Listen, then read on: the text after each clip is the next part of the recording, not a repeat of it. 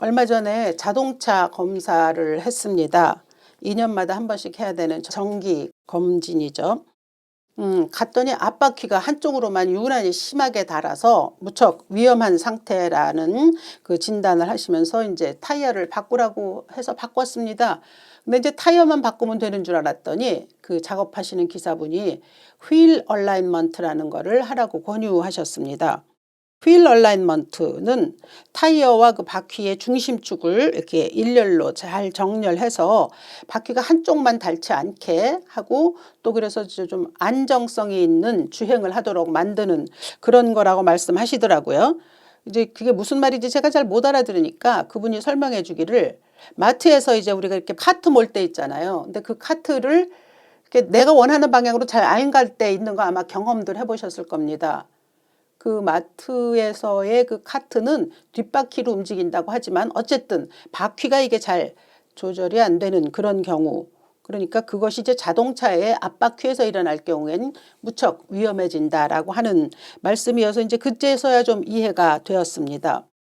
그 말을 들으면서 자동차에서 앞바퀴가 이렇게 중요한다고 한다면 그리스도인들에게 있어서의 앞바퀴는 무엇일까라고 생각을 해보니 그건 너무도 당연히 신앙이라고 하는 것으로 귀결이 되었습니다. 자동차도 이렇게 점검하듯 우리의 신앙도 점검이 필요하겠다. 그래서 내 신앙이 지금 올바른 방향으로 가고 있는지를 어떻게 무엇으로 점검을 할 것인가 라는 생각이 들면서 이제 오늘 본문에서 주어진 그 교인들의 신앙을 좀 본받을 수 있어야겠다라는 데까지 이제 미쳤습니다. 데살로니가 교회는 바울이 2차 전도 여행을 하면서 들렀었던 도시였습니다. 근데 참 짧은 기간밖에 있을 수가 없었어요. 유대인들이 쫓아와서 그를 죽이려고 했기 때문에 금방 피해서 다른 쪽으로 베레아로 떠나야 했기 때문에 너무 짧은 기간 동안을 그 사람들과 함께 했을 뿐입니다. 우리가 인생을 살아보면 경험하는 일이지만 짧은 시간을 함께 지냈어도 깊은 교분이 쌓이는 경우도 있고, 또 함께한 시간이 길어도 평생의 우정을 쌓지 못하는 이런 일들도 우리 삶에는 있습니다. 그런데 이제 이 데살로니가 교인들과 바울은 아주 짧은 시간을 함께 믿음의 생활을 했을 뿐이지만 서로를 향한 정이 굉장히 돈독했었다라고 하는 걸 알 수 있죠. 오늘 데살로니가 전서 1장 2절은 우리가 너희 모두로 말미암아 항상 하나님께 감사하며 기도할 때에 너희를 기억한다라고 바울이 그렇게 말합니다. 그러니까 바울이 말하는 것은 너희 데살로니가 교회 교인들 모두 한 사람 한 사람이 다 내 마음속에 들어있다라고 하는 바로 그 말입니다. 교회에서 목회자에게 모든 사람이 같은 비중으로 모든 사람들이 남아있다라고 하는 건 그렇게 쉬운 일이 아닙니다. 그런데 바울은 지금 그렇게 말하거든요. 너희 모든 사람이 내 마음속에 기억된 바 되어 있다라고 하는 거죠. 성도와 목회자 간의 사랑, 신뢰는 매우 중요합니다. 그런데 그 안에서의 교제라고 하는 것은 틀림없이 성령의 교제로만 말미암습니다. 목회자들이 성도들을 향해서 가장 기쁜 때는 믿음이 성장하고 성숙할 때입니다. 그래서 목회자들은 성도들이 어려운 일을 당하면 그 마음이 아픕니다. 그러니까 하나님이 주시는 마음이라고 저는 그렇게 생각합니다. 그리고 그들이 잘 되면 기뻐합니다. 그러나 믿음이 좋아지는 모습을 볼 때만큼 그 마음속에 기쁨이 샘솟는 것은 없지 않나 싶습니다. 오늘 3절은 이야기합니다. 너희 믿음의 역사와 사랑의 수고와 우리 주 예수 그리스도에 대한 소망의 인내를 우리 하나님 아버지 앞에서 끊임없이 기억한다. 그러니까 바울로서는 데살로니가 교회 교인들의 신앙이 저들에게 믿음의 역사가 있고 사랑의 수고가 있고 그리고 소망의 인내가 있다라고 그렇게 이야기한 것이죠. 그러니까 그냥 너희 믿음이 좋아진 것이 나는 너무 기쁘다라고 이야기하지 않냐고 하나하나 풀어서 저들의 신앙 속에 들어있는 엑기스를 말하는 겁니다. 믿음이 그냥 믿음이 아니라 믿음의 역사가 있었다. 사랑의 수고가 있었고 소망의 인내가 있었다. 즉 다시 말해서 이 세 가지가 한 바퀴로 이렇게 정렬을 잘 이루어서 다시 말하자면 믿음의 얼라인먼트가 잘 이루어지고 있다라고 하는 그 이야기를 데살로니가 교인들에게 말하고 있습니다. 그러면서 그것을 보니 내가 너무 기쁘다라고 이제 나중에 후에 고백하거든요. 저들의 신앙이 나무랄 데가 없다라고 하는 겁니다. 바울은 믿음의 역사란 어떤 것인지, 사랑의 수고란 어떤 것인지, 소망의 인내란 어떤 것인지를 우리에게 살펴보도록 합니다. 믿음의 역사라고 할 때 역사는 영어로는 work라고 말합니다. 뭐 영어에서 어떨 때 무슨 기계가 고장이 나거나 작동이 안 될 때는 it doesn't work라고 우리가 말하지 않습니까? 그 work예요. 일한다, 작동이 된다, 움직인다, 뭐 이런 건데 너희의 믿음의 역사, 그러니까 그들의 믿음이 아주 작동이 잘 되는 것처럼 눈에 환히 이렇게 보인다는 거죠. 생생하게 살아 움직인다라고 하는 거죠. 가을이 되는 것을 우리가 알 수 있는 것은 낙엽이 하나씩 떨어질 때이지 않습니까? 또 아울러 봄이 되는 것을 알 수 있는 것은 또 제비가 날아들 때 그거 하나만 봐도 벌써 이제 봄이 오는 거구나. 그리고 싹이 색깔이 변하는 걸 보고 알듯이 믿음이라는 건 그렇게 눈에 보인다는 거예요. 알 수 있다는 거죠. 사실 가끔 우리가 믿음 좋은 사람을 이야기하면 뭐 성경을 많이 알고 있는 사람, 또는 기도를 아주 능수능란하게 잘하는 사람, 또는 교회에서 앞장서서 많은 일에 봉사를 하는 사람들을 보면서 저 사람들은 믿음이 좋다 뭐 이렇게 얘기할 수도 있는데, 의외로 또 그 사람들의 믿음을 본받고 싶은가라고 또 따져보면 그렇지는 않거든요.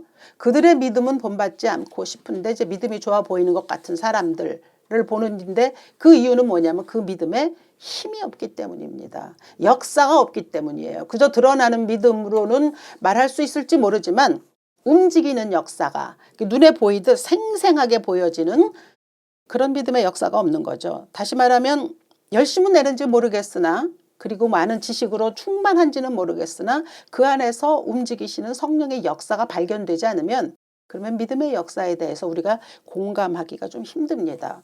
근데 데살로니가 교회 교인들은 그랬다는 거예요. 믿음의 역사, 그게 보였다는 거죠. 그런가 하면 그들에겐 사랑의 수고도 있었다는 거죠. 여기 이 수고에서는 레이버라고 해서 짐을 말합니다. 짐진다는 거죠. 갈라디아서 6장 2절에서는 너희가 짐을 서로 지라 그리하여 그리스도의 법을 성취하라고 말씀하셨거든요. 신앙이라고 하는 것은 서로의 약점, 실패, 단점, 그걸 함께 지는 것입니다. 그러니까 우리가 어떤 사람을 향해서 희생할 때 그게 생색이 되지 아니하고 그냥 함께 지어주고 가는 것, 그저 우직하고 신실하고 따뜻함에서 우러나는 마음으로 그냥 동행해 주는 것, 그것이 사랑의 수고라고 하는 것이죠. 그래서 이것이 어디까지 가야 되냐면 각자가 지니고 있는 질병과 또 고독, 그리고 치욕, 누구나 살다 보면 수치스러운 일이 있을 때 이것까지도 함께 지어줄 수 있는 데까지 가야 합니다. 사회에서는 이런 일이 있을 수 없지만 교회만큼은 이런 일들이 가능한 곳이어야 하는 것이죠. 그런데 이렇게 보면 교회에서는 진짜 자기 삶에 어려운 일, 창피한 일들 이야기하지 않습니다. 감춰지는 경향이 있죠. 괜히 뭐 긁어부스럼 할 필요 없다 생각이 되기도 하고, 내가 이렇게 말했다가 나중에 부메랑이 되어서 돌아왔을 때 감당하기 어렵다라고 하는 부분들이 있어서 잘 말하지 않은 경우, 그저 마음속으로 이렇게 담아두는 경우가 있습니다. 고린도후서 11장 29절에는 누가 약하면 내가 약하지 아니하며 누가 실족하게 되면 내가 애타지 아니하더냐라는 말씀이 있습니다. 누가 약하면 내가 약하지 아니하냐, 누가 실족하게 되면 내가 애타지 아니하냐. 저는 이 말씀을 우리 그리스도인들이 참 수시로 묵상해야 될 것 같습니다. 누가 실족하게 되는 일이 있을 때 내가 애타는 마음이 있는 거, 누가 약하게 되었을 때 그 약함이 나에게 전달되는 거, 이런 거죠. 이것이 사랑의 수고 안에서 드러나는 증거라고 볼 수 있습니다. 사실 뭐 교회 안에 오면은 뭐 다들 환하게 웃고 있죠. 그렇긴 하지만 그러나 우리의 삶의 역경들이 굉장히 많이 있기 때문에 그 웃는 웃음 뒤에 있는 비애 같은 것을 우리가 볼 수 없다라고 한다면 그것은 참 교회의 기능은 없다고 볼 수도 있습니다. 그러니까 사랑의 수고가 있어야 하는 거죠. 이 사랑의 수고라고 하는 것이 다른 이들과의 관계에서 피어나는 꽃이라면 소망의 인내라고 하는 것은 나 혼자의 싸움에서 생겨나는 열매입니다. 소망은 언제나 고난을 밭으로 삼아서 싹을 틔우죠. 데살로니가 교인들도 그랬습니다. 6절을 보면 너희가 많은 환난 가운데 있다라고 바울이 얘기하거든요. 그 환난이 어떤 환난인지는 알 수 없지만 바울이 그곳에서 복음을 전하다가 결국은 피해서 도망해야 했을 정도로의 박해가 있었다면 그 도시에서 그리스도인으로 산다는 것이 결코 쉽지 않았으리라는 것을 알 수 있지 않습니까? 그러니까 그들이 참 많은 환난 속에서 소망의 인내를 가지고 있었다라고 하는 거죠. 근데 여기에서 이제 소망의 인내라고 하는 것은 데살로니가 전후서는 자세히 읽어보면 종말에 대한 이야기가 참 많이 나옵니다. 주의 강림 또 재림의 때 이런 이야기가 많이 오거든요. 그러니까 이 데살로니가 교인들은 이 주님의 오시는 때까지도 열심히 기다렸다는 그 이야기이기도 합니다. 우리 현대 사람들에게 소망이 있느냐고 물어보면 사실 많은 부분 잃어가고 있는 시대를 살고 있습니다. 사실 개인적인 문제도 그렇고 세상 돌아가는 것도 그렇고 요즘은 특히나 이제 뭐 3차 세계대전을 걱정할 만한 그런 지경에 놓이기까지 해서 이 급부상하는 전쟁의 위험 때문에 많은 사람들이 소망까지 챙겨볼 여유가 없기도 하죠. 그러나 이럴 때일수록 우리가 그리스도인의 소망에 대해서는 제대로 바라볼 수 있어야 합니다. 소망이 무엇입니까? 내가 바라는 것이 이루어지는 것, 소원 성취가 잘 되는 것, 이런 것을 향한 소망이라기보다는 우리의 소망이라는 건 내 환경이 어떻든지 간에 결국은 그 뒤에서 일하시는 하나님께서 모든 것을 좋은 것으로 바꾸실 것이라고 하는 데 대한 기대, 그것이 소망입니다. 근데 그게 제때제때 잘 이루어지지 않으니까 소망의 인내라고 그렇게 말하는 거죠. 때로는 하나님의 행하시는 일들이 내 뜻과는 반대되는 대로 이루어질 때도 있거든요. 그렇지만 그럼에도 불구하고 좋으신 하나님을 바라볼 수 있어야 합니다. 그래서 소망은 인내가 따라붙는 것처럼 오늘도 바울은 소망의 인내. 근데 데살로니가 교인들에겐 그게 있었다는 거죠. 로마서에서도 바울은 얘기하지 않습니까? 인내는 연단은 소망을 이루는 줄 알미로다 라고 그렇게 이야기했을 정도입니다. 그러니까 이렇게 데살로니가 교인들은 그들의 신앙이 좋다라고 얘기할 때 그냥 믿음 좋아라고 단순히 이야기할 수 있는 게 아니라 그들의 신앙이 믿음에는 역사가 있었고 사랑에는 수고가 있었고 소망에는 인내가 있었다라고 풀이하며 그들이 그 세 가지 말하자면 그 세 가지가 하나의 바퀴로 잘 정렬되어 있었다라고 하는 것을 지금 바울이 이야기하는데 이렇게 이들의 믿음이 신앙이 좋았을 수밖에 없었던 것은 그들의 스승이 바울이었기 때문입니다. 그리고 바울의 스승은 예수 그리스도였기 때문이죠. 그러니까 누구로부터 신앙이 전수되느냐, 누구에게 배우느냐는 참 우리 신앙에 있어서 중요합니다. 교회 처음 나왔을 때 이제 구역장, 순장이 누구냐에 따라서 그 믿음 좋은 순장 밑에서 신앙생활 한 사람과 그렇지 않은 사람과는 세월이 좀 지나면 정말 천양지차가 있습니다. 그리고 꼭 그 사람하고 비슷한 신앙의 결을 가지거든요. 그러니까 이런 걸 보면 그죠. 누구를 만나느냐 참 중요하죠. 하물며 목회자라면 더할 나위가 없죠. 제가 처음에 교회를 개척할 때 저를 정말 알지도 못하는 생면부지의 권사님이 저에게 처음에 한 6개월 동안 그 아주 작은 처소지만 예배 드릴 수 있는 공간을 무료로 빌려주셨더랬습니다. 근데 그분이 그 일을 저에게 행해 주셨던 이유는 단지 제가 이중표 목사님의 제자라는 그 이유 때문이었습니다. 그러니까 이중표 목사라고 하는 선한 영향력이라고 할 수 있는 거죠. 그래서 그분으로부터 목회를 배웠고 이제 제가 목사가 되어서 지금 교회를 지금까지 할 수 있을 때 저의 단 한 가지 숙제라고 한다면 저와 함께 예배를 드리는 우리 디바인 교회 식구들 여러분들이 어찌됐든 저로 인해서 하나님을 깊이 알게 되고 또 이 말씀과 예배를 통해서 하나님께 칭찬받고 인정받는 그러한 하나님의 자녀가 되는 것 외에는 아무것도 없습니다.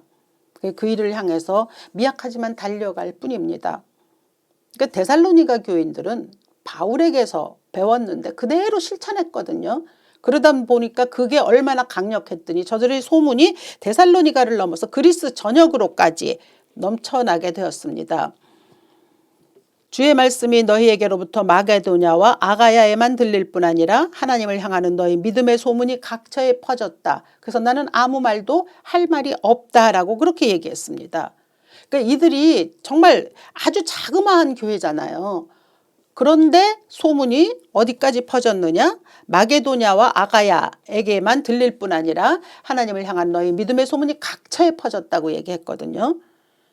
마게도니아와 아가야라는 건 그리스 전체를 말합니다. 그러니까 데살로니가 지역 한 구석 거기에만 머무는 게 아니라 그리스 전역으로 소문이 퍼져나갔다라고 하는 거죠. 그건 이유가 뭐냐면 그들 사이에서 믿음의 역사가 있고 사랑의 수고가 있고 소망의 인내가 있었기 때문이라고 지금 얘기합니다. 근데 여기서 아가야에만 들릴 뿐 아니라 했을 때 이 들렸다라고 하는 말은 성경에 단 한 번 이곳에 등장하는 단어라고 합니다. 그런데 이 말은 트럼펫이 멀리서 누가 트럼펫을 불고 있을 때 그 음이 멀리까지 잔잔하게 퍼져나가는 것 같은 때 쓰는 말이라고 하죠. 그러니까 우리 좀 상상할 수 있지 않습니까? 멀리서 들려오는 트럼펫 소리, 은은하게 들리는 아름다운 소리, 그 우리의 마음을 굉장히 따뜻하게 만들어주지 않습니까? 그러니까 이때 이렇게 소문이 이 데살로니가 교회 교인들의 소문이 그렇게 퍼져나갔다는 거죠. 우리 이제 예수 믿는 사람들이 소문에 대해서도 사실은 뭐 우리 교회가 좋은 교회라고 소문을 내고 싶고 또 예수를 전하는 복음 전도를 통하여 또 예수를 소문내고 싶고 막 이러기는 하는데 그게 이렇게 우격다짐으로 되는 거 아니거든요. 가끔 이제 지하철이나 엘리베이터 같은 데서 너무 짙은 향수를 뿌린 이런 사람들의 채취를 맡을 때가 있습니다. 그러면 오히려 그게 좀 견디기 힘들거든요. 그러나 그렇지 아니하고 아주 신선한 상쾌한 어떤 비누 냄새 같은 걸 맡는다든지 할 때는 참 우리 마음이 상쾌해지는 것을 느낍니다. 그러니까 좋은 향이 기분 좋게 만들듯이 이렇게 은은한 소문, 퍼져나가는 이 소문, 이것도 굉장히 우리의 마음을 따뜻하게 하죠. 그리고 사람들의 마음을 또 움직이기도 합니다. 그러니까 데살로니가 교회가 바울은 뭐 불과 한 달도 채 있지 못할 정도로 짧게 있다 떠났고 그 교회가 무슨 조직이 있었겠습니까? 제도가 있었겠습니까?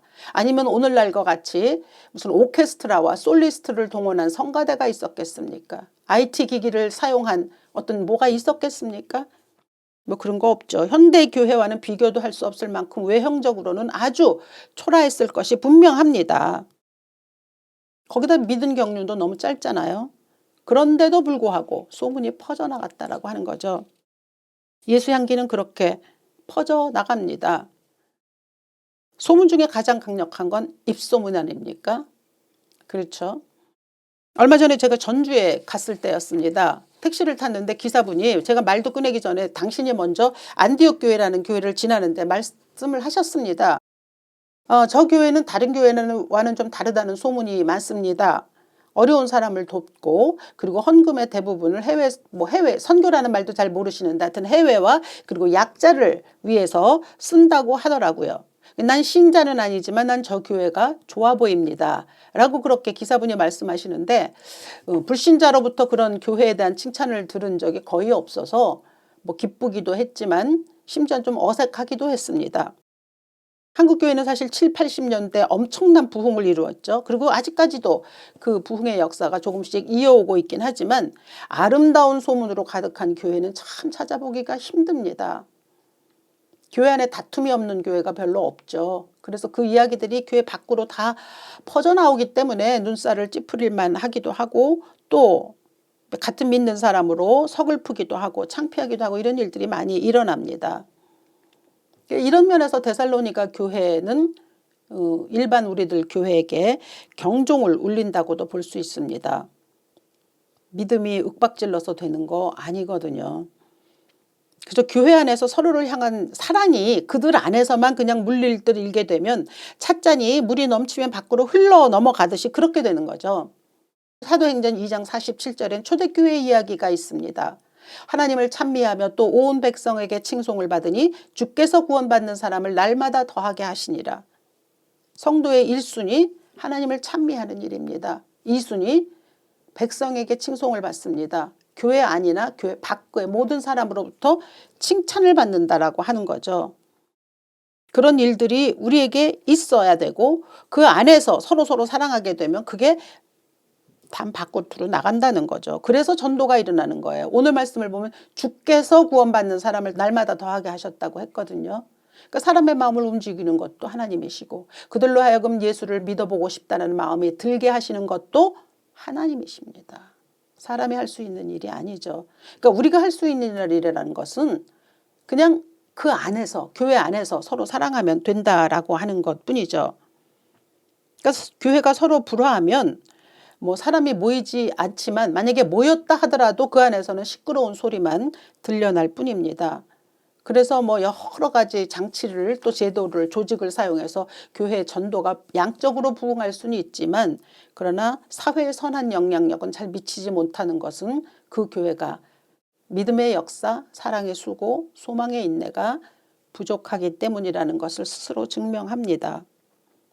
데살로니가 교회 교인들은 서로 정말 충만한 그 사랑으로 가득했기 때문에 그래서 바울이 뭐라고 얘기했냐면 나는 아무 말도 할 것이 없다고 오늘 8절에서 말하지 않습니까?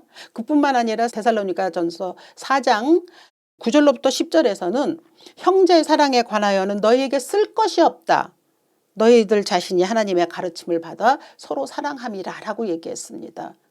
내가 뭐 너희가 서로 사랑하라라고 말하지 않았음에도 불구하고 하나님의 사랑이 너희에게 심어져서 서로 사랑하는 것을 보니 나는 정말 할 말이 없다라고 그렇게 말했을 정도예요. 사실 우리 얼마나 뭐 서로 사랑하라고 막 외칩니까? 때로는 근데 그러한 일들이 뭐 세기의 경일기일 때도 있잖아요. 근데 스스로 알아서 그렇게 하나님의 말씀이 그들의 삶에서 이루어졌다라고 하는 것이죠. 우리 주위에 보면 정말 공부 스스로 잘해가지고 좋은 뭐 대학도 가고 직장도 가고 하는 자식을 둔 부모가 있습니다. 물어보죠. 어떻게 이렇게 자식을 잘 키웠어? 그러면 대부분 그렇게 말합니다. 난 해준 게 별로 없다고. 그러니까 스스로 잘 알아서 하는 애들이죠. 얼마나 부모들이 막 학원을 알아보고 이리 뛰고 저리 뛰고 먼저 뛰고 뭐 이 정말 난리 법석을 이루지만 그래서 뭐 어느 정도의 또 뭐 결과를 가질 수도 있기는 합니다. 그러나 그대로 놔두어도 애들은 잘 성장합니다. 아유 그대로 놔두면 절대로 안 돼요. 뭐 이러는 소리가 들리기도 합니다만 그대로 두어도 됩니다. 다만 우리 신앙에서의 이 세 가지 믿음의 역사, 사랑의 수고, 소망의 인내가 신앙뿐만 아니라 자녀 교육에서도 그대로 드러난다라고 하면 자녀들은 그렇게 따라옵니다. 자녀가 누굴 보고 배웁니까? 부모 보고 배우는 거 아닙니까? 그러니까 나를 보고 배울 것이 있는 부모가 되어주는 것이 가장 필요한 것이겠죠. 그러니까 이 믿음, 소망, 사랑은 한 나무에 나타나는 열매들입니다. 믿음이 좋은데 사랑에 대해서는 비정하거나 냉정하거나 아니면 또 끼리끼리 그 안에서만 그냥 사랑을 뭐 열심히 속닥거리는 거 그거 사랑 아닙니다. 사랑의 수고가 있어야 되는 거죠. 믿음이 좋은 사람처럼 보이는데 종말에 대한 것을 관심을 두지 않는다든가 예수 그리스도께서 다시 오실 재림에 대해서 종말에 대해서 관심 없거나 부정한다 하면 그것도 믿음의 사람이라고 볼 수는 없습니다. 사실 우리 디바인 교회는 뭐 너무 지극히 작은 교회이기 때문에 우리 교회가 어디에 가서 소문이 날 일은 뭐 없습니다. 그럴 처지는 아니지만 그러나 교회의 이론을 이루고 있는 나 한 사람 한 사람 우리 디바인 식구 한 사람이 생각은 해야 합니다. 나는 어떤 소문을 낼 수 있을까? 억지로 내는 거 아니거든요. 내 안에 믿음의 역사는 어떤 식으로 드러나나 내 안에 사랑의 수고는 또 어떤 식으로 증명이 되고 있나 소망의 인내는 어떠한가를 고려하고 점검해야 합니다. 사회의 저명 인사들에게 한 통의 편지가 날아들었습니다. 제가 어디에서 아주 오래전에 본 글귀입니다. 그 안에는 단지 나는 당신이 한 일을 알고 있습니다. 라는 글귀만 적혀 있었습니다. 그런데 그로부터 며칠 뒤에 몇 명의 저명 인사들이 자취를 감추었습니다. 뭐 이유는 우리가 다 알 수 있지 않겠습니까? 뭔가 떳떳지 못한 일들이 드러났다는 거죠. 그리고 그것이 소문으로 알려질 것이 두려웠다라고 하는 거죠. 그래서 이 이해가 갑자기 떠오르면서 이런 편지가 우리에게 날아든다면 우리 교회에 날아든다면 어떨까라고 하는 것을 생각해 보았습니다. 교회는 세상 사람들이 알아서 안 되는 소문이 있어야 되는 곳이 아닙니다. 세상 사람들이 듣고 이렇구나. 그리고 쉽게 그렇게 또 동화하지도 않아요. 왜냐하면 세상 사람들은 하나님의 일에 대해서 무심하고 또 성령이 하시는 일에 대해서는 알 수 없기 때문에 시간이 걸립니다. 그러나 교회의 소문이 어떻게 일어나느냐에 따라서 하나님께서 일하시죠. 하나님께서 역사하시죠. 그러니 우리 교회는 스스로 감추려고 하는 일들이나 아니면 감추어야 되겠다고 하는 그런 사건들이 자꾸 생겨서는 안 됩니다. 그런 일이 있다면 안 되죠. 어떤 교회가 좋은 교회입니까? 좋은 성도가 모여 있는 곳이 좋은 교회입니다. 우리 각자 한 사람 한 사람이 다 교회 아닙니까? 데살로니가 교회 소문이 좋았던 것은 다른 이유가 아닙니다. 그들이 믿음을 바울로부터 전수받았고 그 바울이 믿음의 그 놀라운 그 신앙의 원조가 될 수 있었던 건 바울이 예수 그리스도께서 행하신 그대로 행했기 때문입니다. 그가 선해서 아니면 그가 많이 배워서가 아니라 그가 예수를 향한 그 열정이 있었기 때문에 그것이 교인들에게 전해졌던 거죠. 그러니까 믿음에 있어서의 신앙에 있어서의 주인공은 예수이십니다. 예수를 본받는 것, 그것이 교회의 모름지기 가야 할 방향입니다. 좋은 교회로 소문나는 것 좋습니다. 또 내가 좋은 신자로 소문나는 것 그것도 바람직합니다. 그러나 무엇보다 나를 좋은 신자로 만드시는 그 예수의 능력. 그래서 내가 좋은 교회를 이루는 단 한 사람의 교회라고 하면 그 교회들이 다 모여가지고 그 또 아름다운 교회로 소문날 수 있게 하시는 복음의 주인이신 주인공이신 예수 그리스도. 그분이 우리의 삶의 소문의 주인공이 되셔야 합니다. 사람을 건드려서 툭 건드렸을 때 그에게서 무엇이 튀어나오느냐에 따라서 그 사람을 진단합니다. 우리 안에 예수의 향기로 가득하면 툭 치면 예수 향기가 흘러나옵니다. 툭 치면 예수 이야기가 나옵니다. 그것이 믿음의 사람입니다. 삶의 자취가 아름답게 소문난다는 것은 그의 평상시의 삶이 어떠냐에 따라서 그대로 드러납니다. 예수와 함께하고 있을 때 우리는 믿음의 역사가 일어나고 사랑의 수고가 일어나고 소망의 인내가 그대로 드러납니다. 그러한 삶을 가능하게 하시는 예수 그리스도를 여러분의 삶의 주인공으로 모시고 그리고 또 그 예수를 소문낼 수 있는 그러한 우리 디바인 식구들 될 수 있기를 이 아침 주 예수의 이름으로 축원합니다. 살아계신 아버지, 예수 그리스도를 본받아 정말 하나님의 은혜를 사모하며 그 사모하는 은혜가 우리의 삶에서 그대로 드러날 수 있는 우리 모두 되기를 기도합니다. 소문의 주인공이신 예수 그리스도가 우리의 삶에서 그대로 드러날 수 있는 그러한 우리 디바인 교회도 되게 하시고 디바인 식구들도 되게 하시고 그리고 우리 모두가 다 하나님의 사랑받는 자로 설 수 있도록 축복하옵소서. 감사드리며 거룩하신 주 예수 이름으로 기도합니다. 아멘.